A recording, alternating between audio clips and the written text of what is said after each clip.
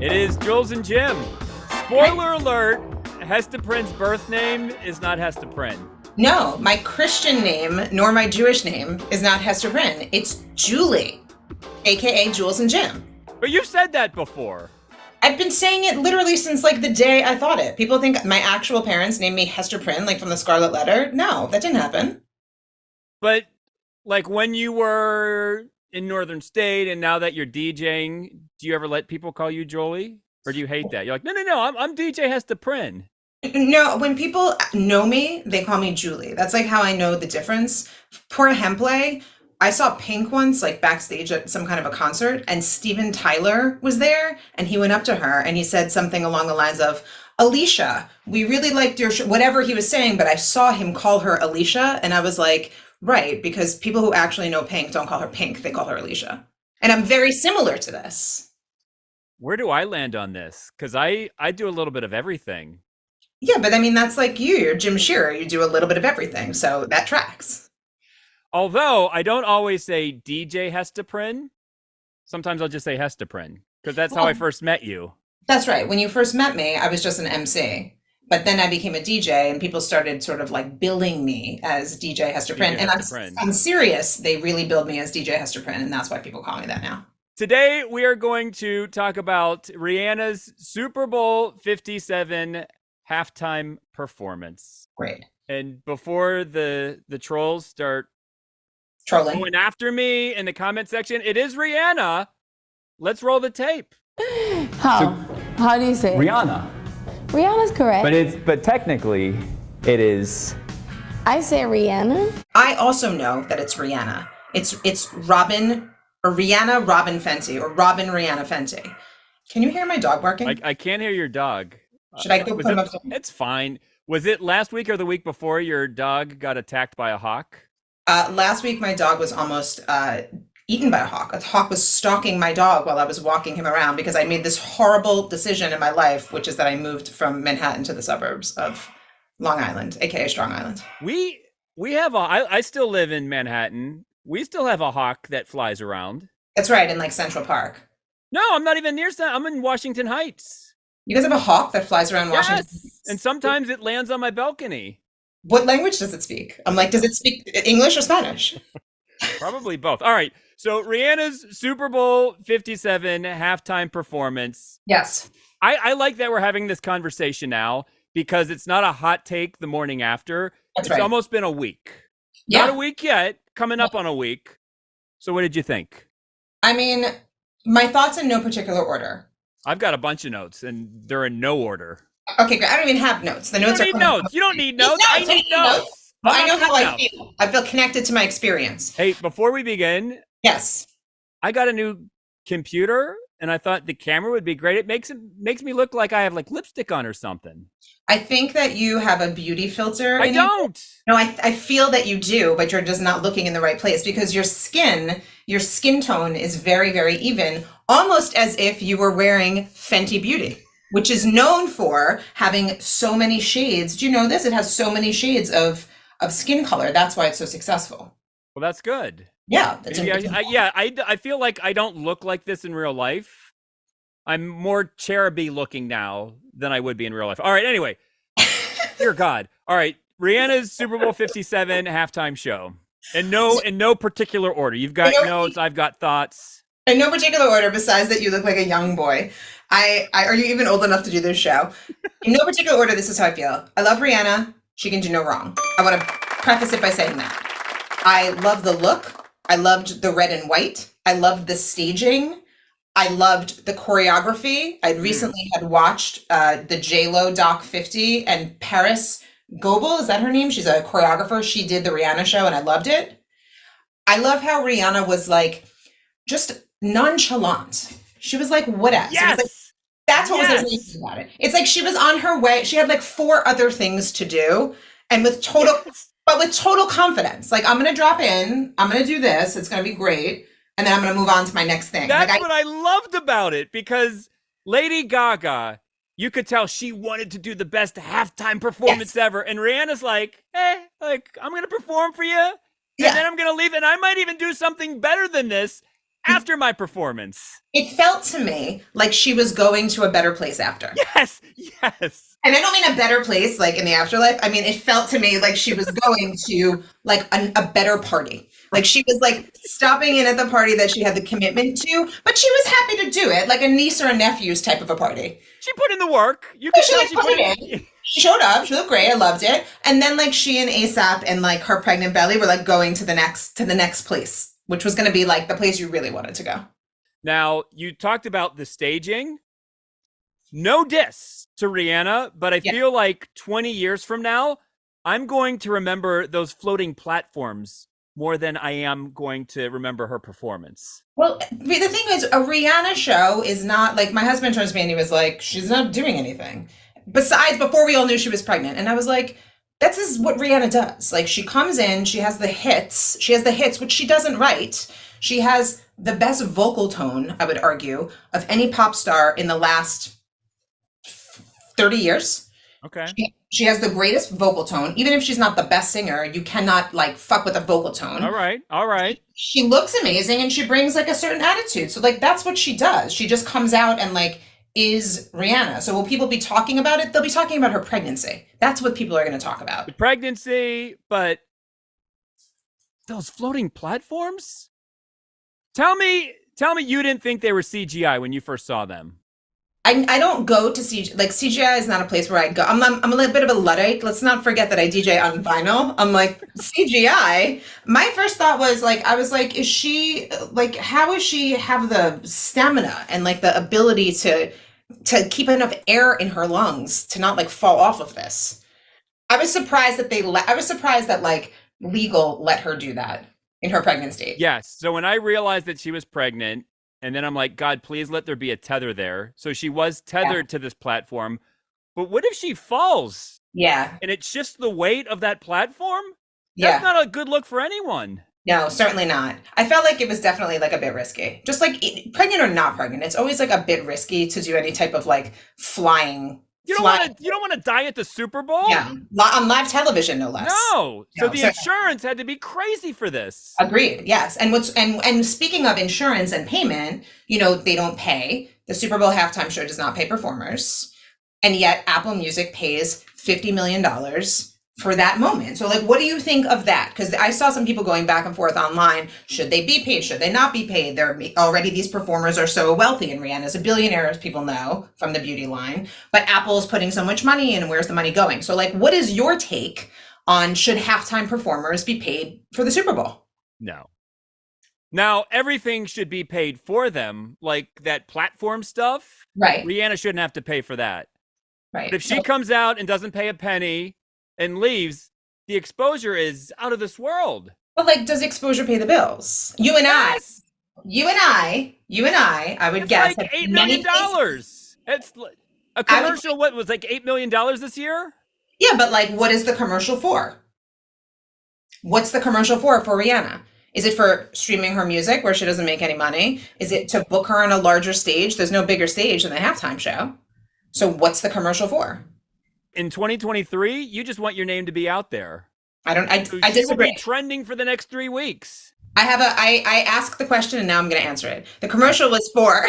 Why'd you even ask it? It was performative. The commercial was for the moments where she reached to the side, grabbed and Fenty Beauty, back to your point about your skin and how it's looking on this show. I look terrible. I look like a Valentine's Day angel. I think you look like an angel. And I wondered when we signed on today, full circle, perhaps you had been using some Fenty Beauty foundation, which is for men, women, and everyone in between. Listen, I've worn makeup for over 13, 14 years of my life. So if Fenty wants to send me something, I'll put it on for the next episode of Jules and Jim. And was it just a little bit of powder? It's the concealer, and then the powder, and then they'll brush your eyebrows, put on some lip gloss, do your hair.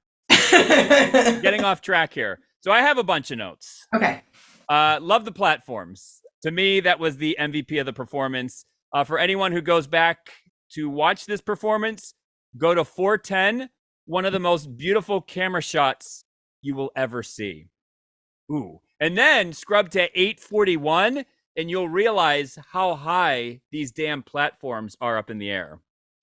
Love the dancers. Yes. I hate at Super Bowl halftime performances when they bring in the casted audience and they're just screaming the whole time. And they're not moving to the music, and you can tell that they're not fans. I loved the army of dancers and their choreography. It was so tight. Sick. Justin Timberlake has a lot to learn from that show. I'm not naming names, but if I was going to name one, that would be the one I would name. Too many fireworks, because they would go to that wide shot outside of the stadium, and it was like, I'm like, chill out with the fireworks. This was just a little moment. I loved when she fist pounded her bass player. I thought that was badass. Yeah. When Rihanna came on, so there was 113 million people that watched the Super Bowl. Okay. When she came on, 5 million more people watched, 118 million. That's amazing. I love that. So she brought 5 million more pairs of eyes to the Super Bowl halftime show. I was wondering, how did it look in-house? Like, yes. Were you blown away if you're watching in the stadium? That's a great question. I watched Questlove's iPhone video posts of it. He recorded the whole thing from a box somewhere. Of course he did. I think it was a show better experienced on television. Because if you listen to the audience pop afterwards, it is loud. Really? Yeah. Because I think it would be cool just seeing all those platforms go up and down. But I feel like you can't really see the intricacy of the dance and the choreography, which is kind of what I'm most there for. All right. But they also have the Jumbotron too. So you can kind of peek at the Jumbotron and then see it happening in real time. I mean, that's always the question is it better to be at the concert or watch the concert on television? I watched Harry Styles' Coachella show and I enjoyed it more than actually a live concert in a way, because even though it doesn't sound as good, I felt like I really could experience all of the nuance of it because I was so close because I was watching it on television, and the live stream was so well produced that it was like being there. Whereas when you're in the audience, you really only get that one view. You don't get to see his face. That's true. You know what I mean? And when you watch from home, you don't have to beat traffic on the way out. Yeah, you can literally lay in bed. All right, so set list. Yes. I actually thought of you. So Rihanna has a gazillion hits. She does. And I loved, if you go through the set list online, they don't mention S&M. Okay. But they did kind of tickle it in between We Found Love and Rude Boy. And I thought that was such a cool DJ thing to do. I'm with that. I like that. And I'll add to that. She started, I thought We Found Love would be last, or maybe it would be first. Maybe she would start with Please Don't Stop the Music, which is such a party starter. I start parties with that a lot. When it's time to bring it up, I'll start with that and then go into something else. And it mixes so perfectly into Michael Jackson or whatever. But she started with Bitch Better Have My Money. Yes. On the Super Bowl, where she wasn't being paid, but it was a very expensive, not for her, Fenty Beauty commercial. She was like, bitch better have my money. Let's just lay it out before we even start this thing. I thought that was such a power move. I love that. She was playing by her own rules, clearly. Yes. Yes. Love that. And then I loved how she teased us with the possibility of a guest performance. So she does work and you're like, oh, Drake's going to come out. Doesn't come out. Yeah. Live Your Life. Wild Thoughts. Yes. You're like, please God, let DJ Khaled not come out and ruin this damn thing. He didn't come out. Yeah. You said All of the Lights. You're like, maybe this is Kanye's redemption moment. Yeah. I said Live Your Life. T.I. and Jay-Z is on that, isn't he? Also, doesn't Jay-Z have a verse on a remix of that? Oh, no. What is it? Live Your Life. T.I.'s on that record, too. Wait, did she play Live Your Life? He did, yes. Wait, when? Was it Live Your Life or was it, I think she played two songs that had Jay-Z verses. She played Umbrella and she played another. Run This Town. Oh, Run This Town. That's right. Yeah, that's so right. when Run This Down came out, I'm like, now this is where Jay-Z comes out. Jay-Z doesn't come out. And we find out at the end when she's up near the sky and she talks about diamonds in the sky, the only cameo of the entire performance is her baby. That's right. I will also add that this level of guests, just to underscore how big of a star Rihanna is, Rihanna, not Rihanna, is that this level of guests doesn't guest. Drake is not coming out as your guest star at the Super Bowl. Jay-Z not coming out as your guest star. Kanye West, canceled or not canceled, is not coming out as the guest star. Every single one of these artists could do their own halftime show. And that's why when people were like, who's she going to bring out? I'm like, she's not going to bring out anybody. There's no one's coming out. What about DJ Khaled? he's the only person who would come out, and I feel like he wasn't invited. They were like, Rihanna was probably like, oh, he's gonna take over the whole thing. He's so annoying. During the pregame, Yeah. like there was a bit where it looked like they were in a club and the NFL players were walking down this catwalk. Yeah. He was like emceeing it. Exactly. He was part of like the whole Super Bowl thing.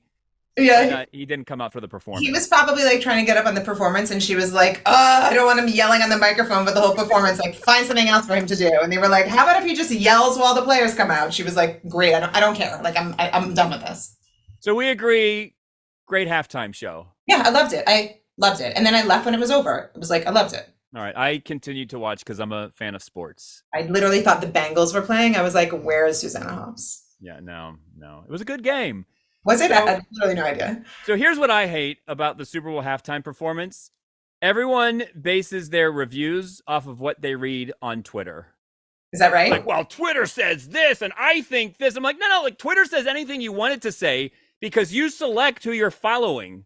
Right, that's true. But don't base your reviews on Twitter. And I also hate the world in 2023 because everyone has to compare something we experience now with the greatest of all time. Was it the greatest Super Bowl halftime of all time? No, it wasn't. But why does it have to be? It doesn't. But, and now I'm going to be that person. What is the greatest Super Bowl halftime show of all time? Prince? We're not doing that? To me, I've done that for so many years. All right, fair enough. I'm like, you're not, this isn't your end of year show. We'll talk about it in December. But to me, the thing that I always find funny is when they have this like football game, which is like, quintessentially just like a straight man's lane. And then they take an artist like a Gaga, like a Madonna, like a Rihanna. They take an artist who has like such a gay following, like iconic, and they put it right in the middle of like the biggest football game of the year. And then they're surprised that more people watch the halftime show than watch the actual football game. Like the formula works. Do you know what I mean? Like how many people watched like when Justin Timberlake did the show or Maroon 5 or whatever? And yet, like I was watching the halftime show as if it was like our Super Bowl, and it kind of wasn't. And that is why you don't have rock acts play the Super Bowl halftime show anymore, because the dudes are already watching. That's right. That's exactly right. And I think that's really the marketing lesson in this episode of Jules and Jim. And then before we go today, we have to mention the death of Trugoy the Dove, plug 2 of De La Soul. That was announced, I feel like, an hour or two before the Super Bowl. I learned of that after Rihanna's show. I got in the car to leave Manhattan to come to Long Island. Although this is topical. I got in the car to leave Manhattan to come out to Strong Island, and I got messages because I was looking for reviews of the Rihanna show because I was looking for people to unfollow. And I saw that, and I was so sad. It was so devastating. I talked about it all week on the radio this week because I was so upset about it. I love hip hop groups. Yeah. De La Soul, like from that classic era, late 80s, early 90s. And I loved that he was plug 2. And for those that don't get it, they were very kind to the sound person because Pasta Noose is plug 1 because he plugged into the first plug. And then Trugoy plug 2, he plugged into the second plug. So the sound person would always know who was rapping when they were testing the levels. And did you know Trugoy spelled backwards is yogurt? Is that right? That is true. Huh. And then De La Soul was top of mind because on March 3rd, which is next week, all of their music will be on streaming services. It's such a tragic death for so many reasons, because he was so young, 54, but because this saga of how to get De La's music on the streaming services has been going on for almost 20 years. And I believe if you were headlining it, it would be that Tommy Boy didn't want to pay to clear the samples. Is that right? Correct. And so even though there's now 2 generations, maybe even 3, I think 2, of new hip hop fans and artists who reference De La, and they've even had placements in kids' movies. I think they had a placement in like Shrek or the Smurfs or something. People have not been able to stream the music, and so they're not able to you're not making that much money on streaming anyway, but they haven't been able to enjoy the fruits of their labor until next week. Next It's week. next week. So when Trugoy passed away, all of my social media feeds had pictures of him and live performance clips, and it was crazy seeing those because when I was seeing De La Soul with 2023 eyes, Yeah. they felt so current. Yes. Say more. No, I mean, like, you think of all like that emo rap now and sort of like not tough guy rap. I'm like, wow, like De La Soul, they were visionaries. Yes. And this was in the late 1980s. Totally. And like, so just like the goofiness felt so current and like And the so fashions. So Northern State, the band I was in, the reason we met, De La was the first like real act that invited us to open for them because they were performing at the Stephen Talkhouse, which is out in Amagansett on Strong Island. And we were there, 3 guys in a band. We were three girls in a hip hop group. And we're from Long Island and like the suburbs and all this kind of stuff. And they were interested in us. And I think our then agent was booking them and kind of pitched us to them. And Dave was the one who said yes. And we went out to the Stephen Talkhouse. We drove out in like 3 cars, like however many hours, and we got there. And he like greeted us because they were sound checking. And he was like, "Oh, I'm so glad you're here. Like, what's going on? What's it been like?" And we're like, "Oh, we're making we made a demo and we did this and we did that." And he was like showing us what it was like to be in a band. And he showed us, he was like, "This is how we do it. Like, this is called a CDJ." They were the first act I'd ever seen, the first time I'd ever seen a CDJ, which for those listening, turntables are with vinyl, with records. CDJs were new technology where you use a CD. It like kind of changed the game. And I would have thought that was like the corniest thing ever, except Maceo was the one using it. He would use like these CDJs, and he showed me the CDJs. I was like, "Oh, that's so cool." And Dave was like, "I'm going to show you the bus. Come." And the bus was like parked at the venue, and he brought us onto the bus. And Pastanus, plug one, was on the bus, was like not pleased. He was like, "Why?" He was like, "Hey, like, why are you here?" And he was like, "Oh, no, these are the girls from Northern State. I'm going to like show them what it's like." And he showed us like the bunks, and he showed us the catering. He like showed us that you could write on a list all of the snacks that you want, like a rider. Because we were like, "Oh, how'd you get all these like snacks? Like, what did they just pick snacks?" And he's like, no. When you come to a venue, you make something called a rider, and it's a list of all the snacks you like, and you put all the snacks you like on the list, and they send the thing. When you get there, all the snacks you like are there. And we were like, "Oh my God, that's so crazy. That's so cool." And for years, we would always talk about that, how like Dave was the one that taught us that like you could get the snacks you like. And even when we were on tour, when we would go to our dressing room and our rider would be there, we would always like act that out. We'd be like, "Because you could get all the snacks you like," So you got touring 101 from Plug 2. That's amazing. We did. And it was so generous and so nice. And we had like no business, like even being on that show. And the power went out during our set on our board somehow. So we did it like silently. We like, it was terrible show, but it was like, it was so generous. He was so nice to us. And so when I saw he died, it was like, it made me feel so sad because he was just it was just like, he was just such a great dude. He had no reason to be nice to us. We were so dumb and clueless and stupid and like had nothing to offer. And he just was like, just helped us for no reason. Yeah, I love De La Soul. And I wonder how they'll be remembered 20 years from now. Will they be a group like the Ramones who weren't necessarily super huge in their prime, but then they sort of became legendary years after? Yeah. We'll see. Maybe in 20 years, everyone listens to tough guy rap again and no one listens to De La Soul. But maybe De La Soul is considered like this all-time classic hip hop group. I don't know. I think these certainly are people of our generation and other artists, but I think that like Tribe, because their music is available, has kind of like taken that place in the, when people throw back, when people play throwbacks in like the canon, Tribe Called Quest like takes up the whole space. And so I wonder how much time and attention people will put into discovering a new act like this.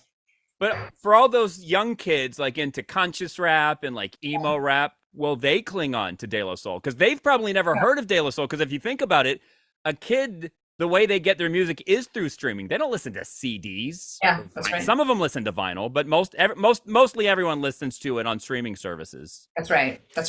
It's interesting too, because I think about a lot of that like emo rap or SoundCloud rap. And I was talking about this last night with a caller who loved Juice WRLD. And these artists like connected, a lot of them have died, unfortunately, but they connect to their audience because they speak about their feelings and their emotions. And De La did the same thing, but in kind of like this sweet, almost like dorkier kind of honest way. And these guys now do it in more of a it's so laden with like drugs and a lot of talk of mental illness, which is important, but it's very different. It's not like with the same level of joy.